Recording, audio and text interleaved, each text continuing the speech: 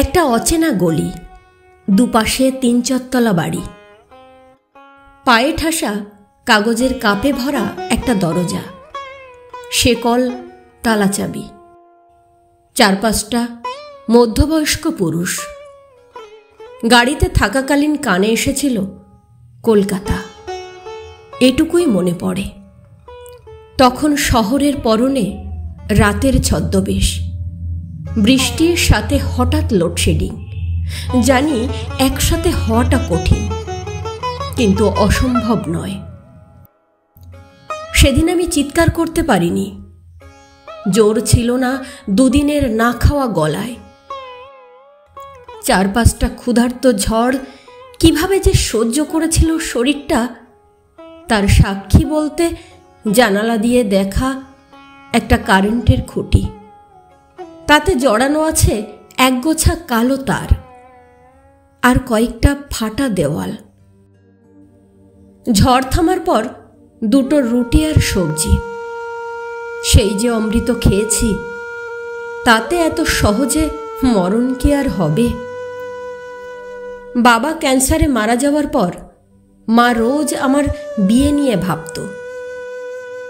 তারপর একদিন কাক ডাকা ভোরে গলায় দড়ি। পাড়ার মঙ্গলের দায়িত্বে থাকা কয়েকটা মাথা, তাদের দৌলতে আমার এই সংসার। অজস্র পুরুষ, কিছু রোজ, কিছু নতুন, এভাবেই মানিয়ে নিয়েছি। বারবার বলি ভুলে গেছি সব, কিন্তু সম্ভব না। এই যে বৃষ্টি সাথে লোডশেডিং মনে করিয়ে দেয় সব কিছু। জানি মেনে নেওয়াটা কঠিন, কিন্তু অসম্ভব না। সংসারের দোরগোড়ায় পড়ে থাকা প্রতিটা এঁটো কাপের অবশিষ্টাংশে জমে আছে তুই বেশ্যা, তুই পতিতা, তুই কুলোটা। রোজ যেমন কপাল পোড়ায় দেশলাই, বিড়ি সিগারেটের দোষে, তেমনি জলে মনটা। শহরের প্রথম বৃষ্টিতে ভেজার পর থেকে আর তেমন চলে না শরীরটা। রাতের অন্ধকার রোদ ছুঁয়ে বলে তুই অলক্ষী, তুই অপবিত্র। শরীর প্রত্যুত্তরে বলে আমি অনিচ্ছায় কলঙ্কিত, এখনো স্বেচ্ছায় নষ্ট করিনি আমার সতীত্ব, আমিও সতী। শুধু কলুষকালি ধুতে বৃষ্টি আসার অপেক্ষা। তখন আবার লোডশেডিংয়ের ভয় হয়। ঘরে বাইরের চেনা অচেনা গলায় রোজ শুনি নতুন ঝড়ের পূর্বাভাস। কার কপালে গিয়ে পড়বে যে বাজ, অচেনা গলি, দুপাশে ৩-৪ তলা বাড়ি। আবার একটা গাড়ি এসে থামবে গলির মুখে।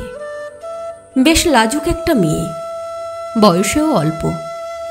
তাতে কি, সহ্য করে নেবে সব, মরবে তো আর না। হঠাৎ বৃষ্টির সাথে লোডশেডিং, ঘরে আসবে আবার এক নতুন সতী। চোখের সামনে সেই ৪-৫টা ঝড়। জানি একসাথে সহ্য করাটা কঠিন, কিন্তু অসম্ভব না।